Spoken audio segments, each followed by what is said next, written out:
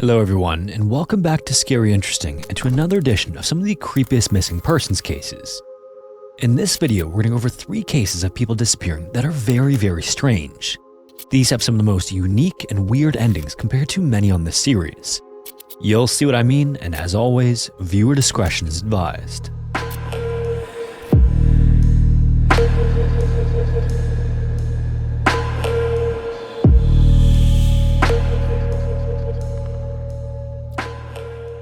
On April 1st, 1979, Andreas, who was an 18-year-old bricklayer's apprentice, was a passenger in a vehicle involved in a minor accident in a small town on Lake Constance in Austria.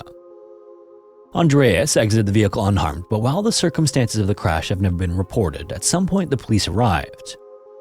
During their investigation into what happened, the 3 inspectors had a conversation with Andreas, and whatever was determined in that discussion somehow resulted in him being placed in handcuffs.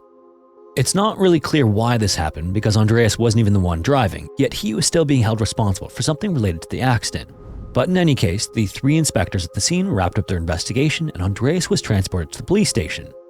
When he arrived, he was apparently booked into jail, but what happened next is a mystery and will become a major point of contention. All that's known is that somehow and by someone, Andreas was led to the basement of the government building and placed in a small, cramped detention cell at some point on April 1st.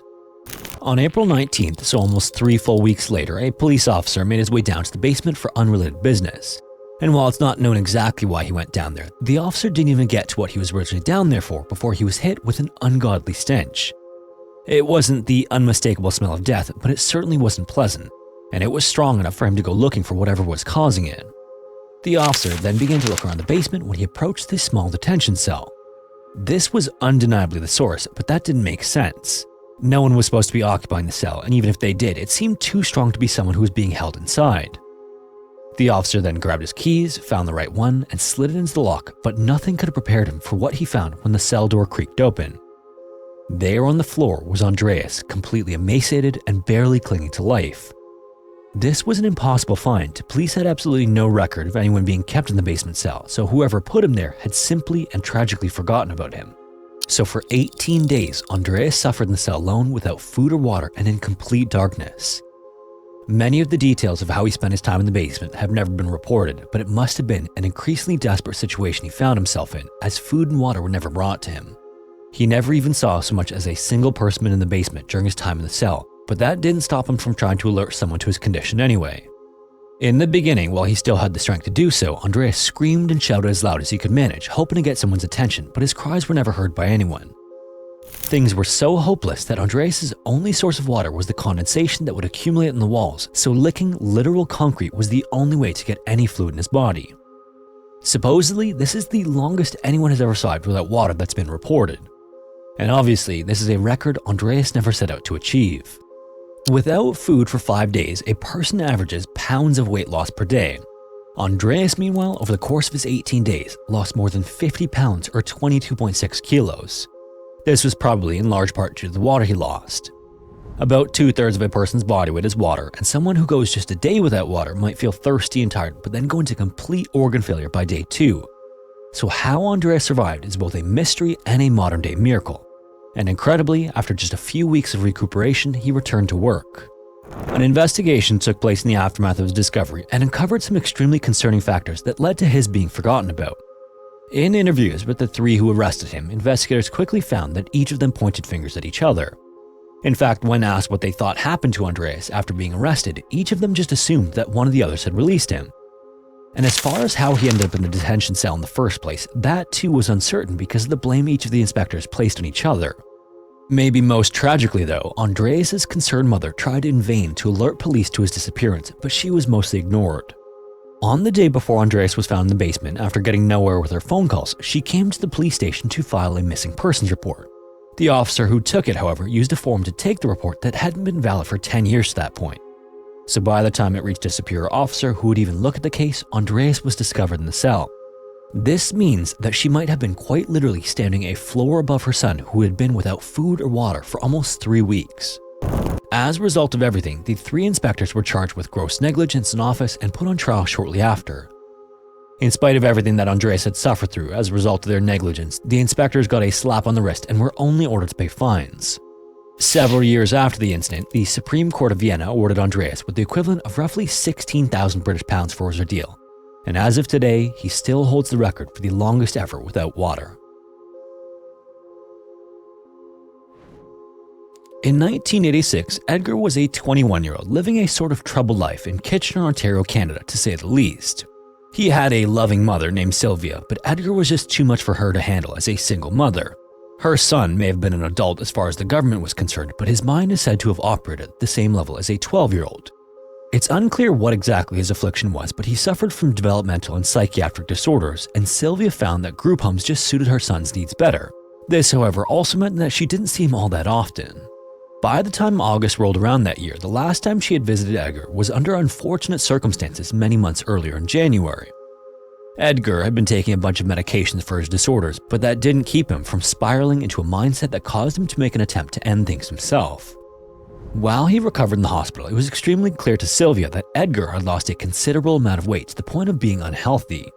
His overall well-being was in serious question afterward, but when he was released from the hospital, he returned to the group home where he was renting a room and resumed his daily life. Unbeknownst to anyone though, at the beginning of September, Edgar bought a bus ticket to Niagara Falls. Niagara Falls is a group of 3 waterfalls that separate the Canadian province of Ontario from the border of New York and the United States.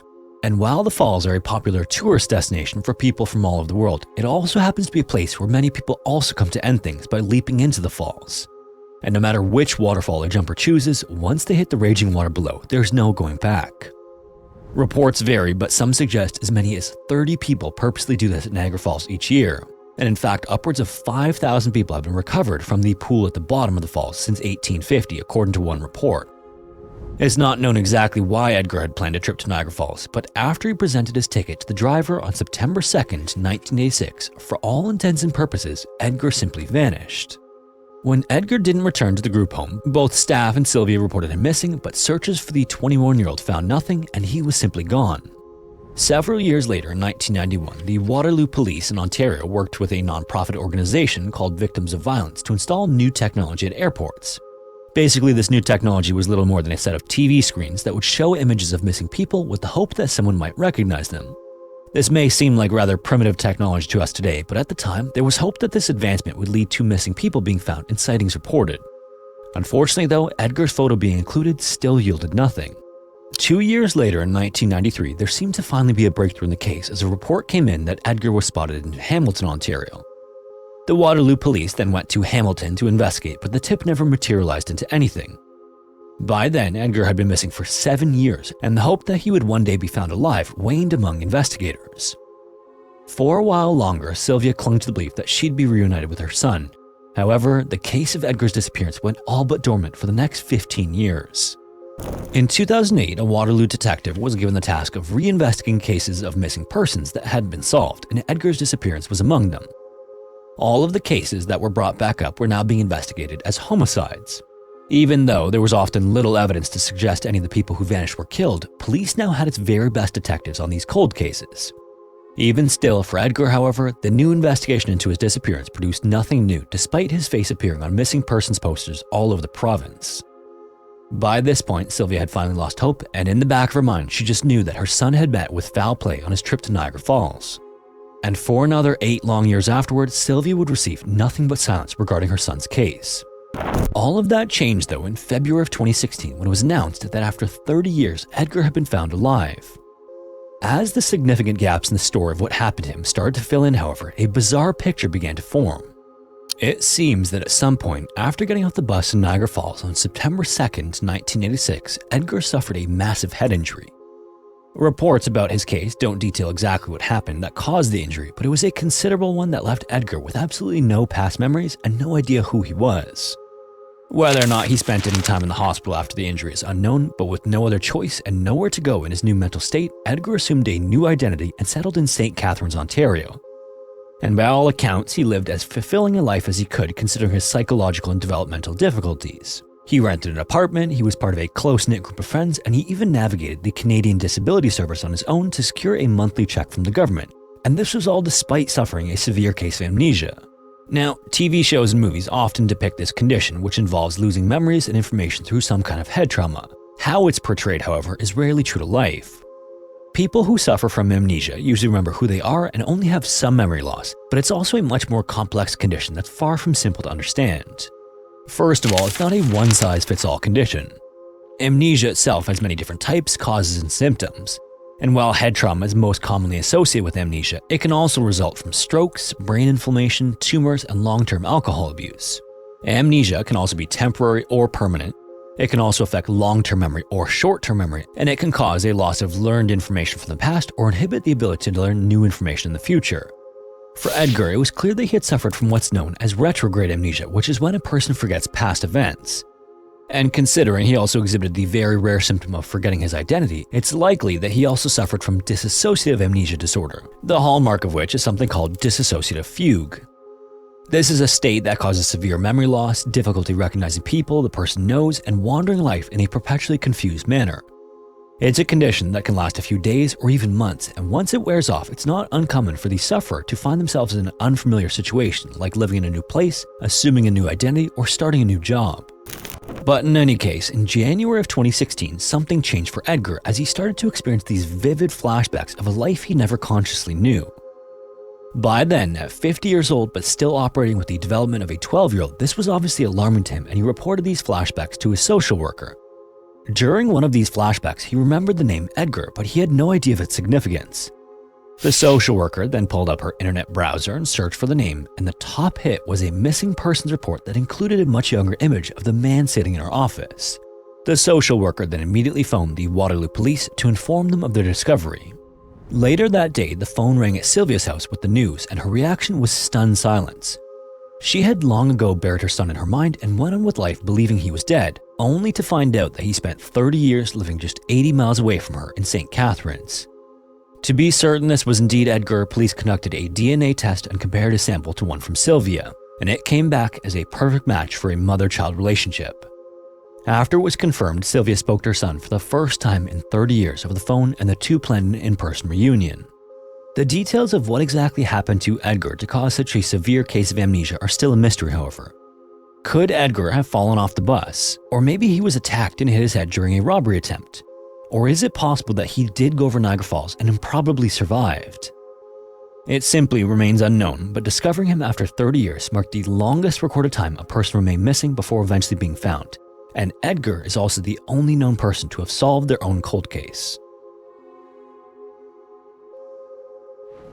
In 1998, 14-year-old Natasha was living a rather normal life for someone her age in the city of Rockhampton in Queensland, Australia.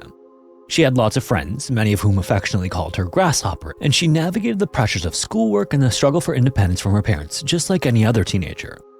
Most of her friends knew her as the kind of girl who once spent her Christmas day visiting the sick and elderly, but some of them became aware of more concerning developments that Natasha wanted to keep secret.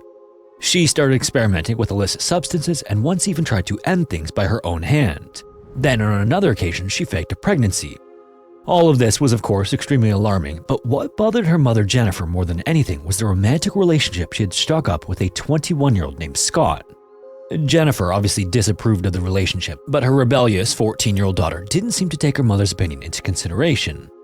Then one day in July, Natasha left the house to take the family dog for a walk, but she never returned. For days, Jennifer worried sick over what could have happened to her daughter, and authorities launched a search only for them to discover her hiding out at the Rockhampton Music Bowl. Her boyfriend Scott was then charged with abduction, but that charge was eventually reduced to one of obstructing, and he was fined $1,000 for his role in her disappearance. Natasha's family was obviously relieved to have her back home safe and sound, but that peace of mind wouldn't last long. On the morning of August 31st, Natasha got herself ready for school before Jennifer dropped her off there.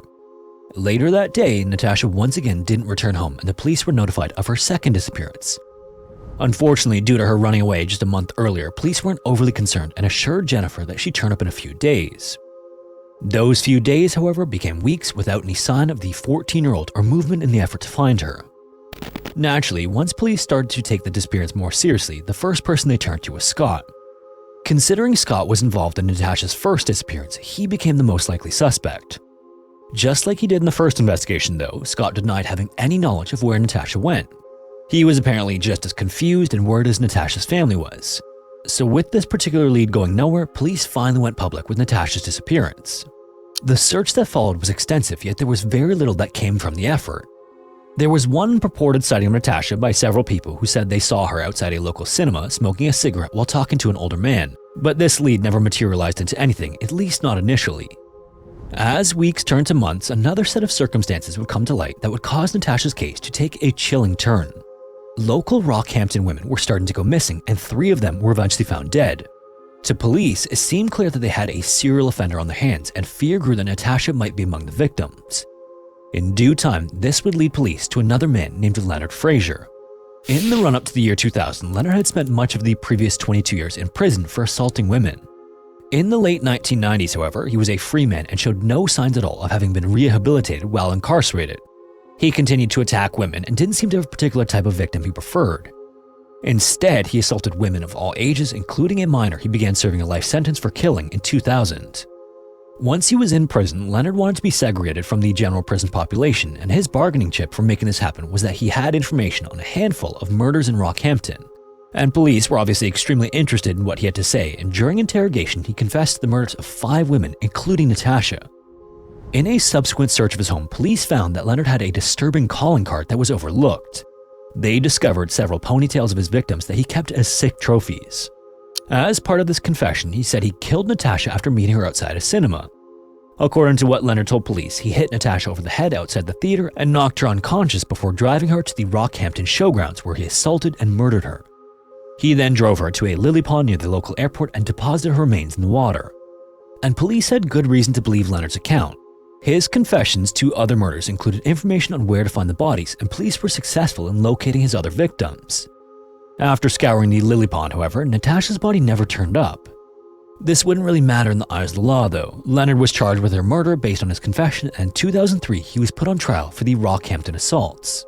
On April 11th, Leonard's trial was already several weeks underway when the morning's proceedings began with absolutely shocking news.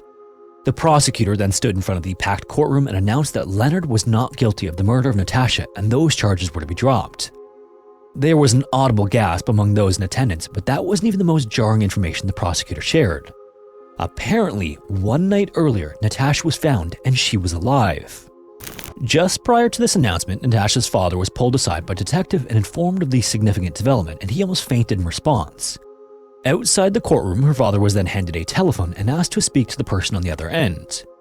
He asked this person what Natasha's nickname was, and the voice on the other end responded with, "I love you, it's Grasshopper." The story of what actually happened to Natasha once the truth was learned would stun all of Australia. This is how the previous 5 years actually unfolded for her. After being dropped off at school by her mother on August 31st, 1998, Natasha never went to class. Instead, she left school and made her way to Scott's house. Scott, as it turned out, had lived a reclusive life to that point, and his neighbors knew very little about him other than that he worked as a milkman. His curtains were basically always drawn, and while he did have visitors who would stop by, neighbors just assumed he lived alone. Natasha's plan was to hide out at Scott's for a while, and since he was so secretive in the first place, it was the perfect location for her to go unnoticed. Once her disappearance started to make news, however, she grew apprehensive about coming forward, fearing what the consequences might be from both the police and her parents. As the months went by though, Natasha settled into Scott's house and moved about freely since all the windows were always covered. Then whenever Scott would have any visitors over for any reason, Natasha would hide out in a clothes cupboard. During the next few years, Natasha would spend most of her time on the internet and started learning how to speak German. She'd also read, cook, and sew, and to make her time in the cupboard a bit more comfortable, she actually took up yoga to improve her flexibility. Often, when she'd need to hide out in the cupboard, she'd have to stay there for a considerable period of time, so she'd sit in various poses. Over the next 5 years that she was with Scott, she only went outside 6 times, and when she did, it was under the cover of night while wearing men's clothing so she wouldn't be recognized. When they were at his Rockhampton home, however, she was only ever 2.5 miles or 4 kilometers away from her mother's house. Scott and Natasha were also extremely careful not to give away what they had going on. They made sure that Natasha's clothing was never hung in the outside clothesline to dry. She even went so far as to make sanitary napkins from towels so that Scott wouldn't raise suspicion by having to buy them for her.